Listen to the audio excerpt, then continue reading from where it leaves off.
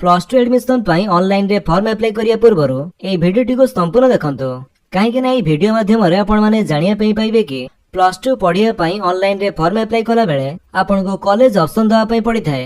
आपण जो कॉलेज रे पढ़िया चाहिए से सब कॉलेज ऑप्शन आपन को दवा पड़िबो। तो आपण को मार्क अनुसार आपण कॉलेज ऑप्शन चूज कले से कॉलेज रे सीट पाई परिबे। तो सेति पई फॉर्म अप्लाई पूर्व आपण माने किपरि चेक करि परिबे से कॉलेज रो admission fee, hostel fee, seat information, subject information एवं प्रीवियस ईयर रे केते कट ऑफ जाइथिला ताहा आपण एबे चेक करि परिबे। आपनकर मोबाइल फोन हो किबा कंप्यूटर हो जे कोनसे गोटे ब्राउजर रे जाय सर्च करंतो साम्स ओडिशा लिखि सर्च कला परे आपनक सामने जो प्रथम लिंक टी शो करूची आपण तारी ऊपर क्लिक कर दियंतो। जेमिति आपण सेतिरे क्लिक करिवे आपण आसी जिवे samsodisha.gov.in रो ऑफिशियल वेबसाइट को।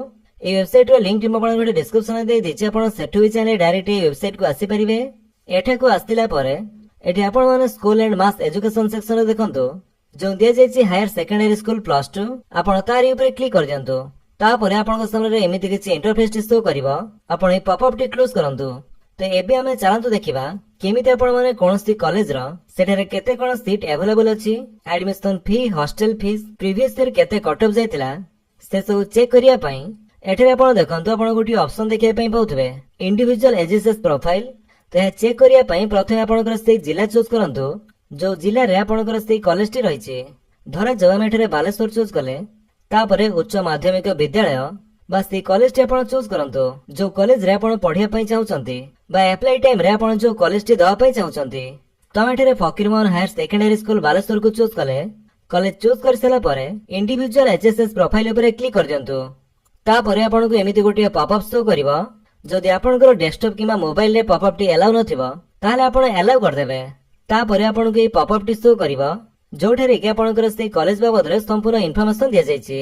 एठारे आपनकर से college name, district, block, SAMS code ता सहित एठारे प्रिंसिपल को नाम, तांकर mobile number, email ID, admission IC को नाम, तांकर मोबाइल नंबर, ईमेल आईडी एवं डीओ को नाम सहित तांकर मोबाइल नंबर एवं ईमेल आईडी एठारे दिया जायछि। देन तारि ठीक तळे आपण देखंतु साम्स हाइलाइट्स 2026-27 एठारो आपण को सीट इन्फॉर्मेशन मिल जिवो। आर्ट्स, कॉमर्स, साइंस को स्ट्रीम रे केते कोन स्ट्रेंथ रहिछि, केते जण एडमिशन होइचंती आ केते कोन सीट वैकेंसी रहिछि ताहा आपण एठारो चेक करि परिबे। देन ता पर एठारे सब्जेक्ट इन्फॉर्मेशन दिया जायछि को स्ट्रीम रे को सब्जेक्ट रे केते कोन स्ट्रेंथ आपण एठारो ताहा मध्ये देखि पारुथिबे। देन तारि तळे आपणकर एडमिशन फीस दिया जायथिबो। तो से कॉलेज रे आर्ट्स, कॉमर्स एवं साइंस पई फर्स्ट ईयर एवं सेकंड ईयर रे केते कोन एडमिशन फी लागुची ताहा आपण देखि पारुथिबे। एठारे कैटेगरी वाइज मध्ये एडमिशन फी दिया जायछि। पीएचयूएस कैंडिडेट्स मानक पई प्रथम वर्ष रे एडमिशन फी रहिछि 1230 टंका, हॉस्टल फीस रहिछि 60 टंका।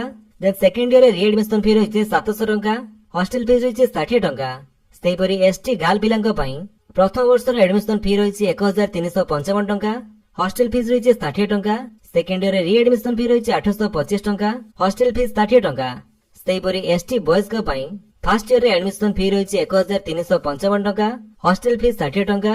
सेकंड ईयर रे रीएडमिशन फी 825 टंका एवं हॉस्टल फीस 60 टंका। यह छडा एससी गाल पिलांक पई फर्स्ट ईयर रे एडमिशन फी रहिछि 1355 टंका, हॉस्टल फीस 60 टंका। सेकंड ईयर रे रीएडमिशन फी 825 टंका, हॉस्टल फीस 60 टंका। देन एससी बॉयज का पई प्रथम वर्ष एडमिशन फी रहिछि 1355 टंका, हॉस्टल फीस 60 टंका। सेकंड ईयर रे रीएडमिशन फी 825 टंका एवं हॉस्टल फीस 60 टंका।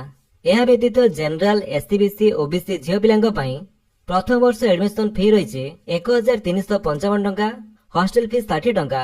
सेकंड ईयर रे रीएडमिशन फी रहिछि 825 टंका, हॉस्टल फीस 60 टंका। Then general, SCBC, OBC boys बा पुओ पिलांक पई फर्स्ट ईयर रे एडमिशन फी रहिछि 1452 टंका, हॉस्टल फी रहिछि 60 टंका।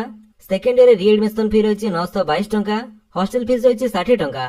तो सब कॉलेज रे अलग अलग एडमिशन फी रही थाए। आपण एभली प्रोसेस रे आपनकर कॉलेज रे एडमिशन फी चेक करि परिबे। एहा छडा देखंतु एठारे कट ऑफ मार्क्स मध्ये दिया जायछि। प्रीवियस ईयर अर्थात 2025 रे आर्ट्स, कॉमर्स, साइंस टीम रे जनरल रे केते कट ऑफ जायतिला, एसटी रे केते कट ऑफ रहितिला, एसटी रे केते कट ऑफ रहितिला एवं एससी रे केते ता आपण एठारे चेक करि परिबे। तो से अनुसार आपनकर मैट्रिक परसेंटेज को देखि आपण कॉलेज ऑप्शन चूज करिवे एवं गोटिए भलो कॉलेज रे आपण सीट पाई परिबे। तेणु एठुर आपण पूर्वरु कॉलेज ऑप्शन गुडी को चेक करि रखंतु जहा फल रे अप्लाई टाइम रे आपण को कोनोसी असुविधा हेबा नाही। ତ এইଭଳି ପ୍ରୋସେସରେ ଆପଣ ଯେକୌଣସି କଲେଜର seat information, admission fees, hostel fees ଏବଂ କଟ ଅଫ୍ ମାର୍କ ଚେକ୍ କରିପାରିବେ। ଯଦି ଆପଣ ଭିଡିଓଟି ଭଲ ଲାଗିଛି ତାହେଲେ ଆପଣ ଭିଡିଓକୁ ଲାଇକ୍ କରିଦିଅନ୍ତୁ, ଆପଣଙ୍କ ସାଙ୍ଗମାନଙ୍କ ଭିତରେ ସେୟାର କରି ଜଣାନ୍ତୁ। ଆଉ ଯଦି ଆପଣ ଆମ ଚ୍ୟାନେଲରେ ନୂଆ ଚ୍ୟାନେଲକୁ ସବସ୍କ୍ରାଇବ କରି ବେଲ୍ ଆଇକନ ଦବାଇ ଅଲ୍ ନୋଟିଫିକେସନ କରିଦିଅନ୍ତୁ।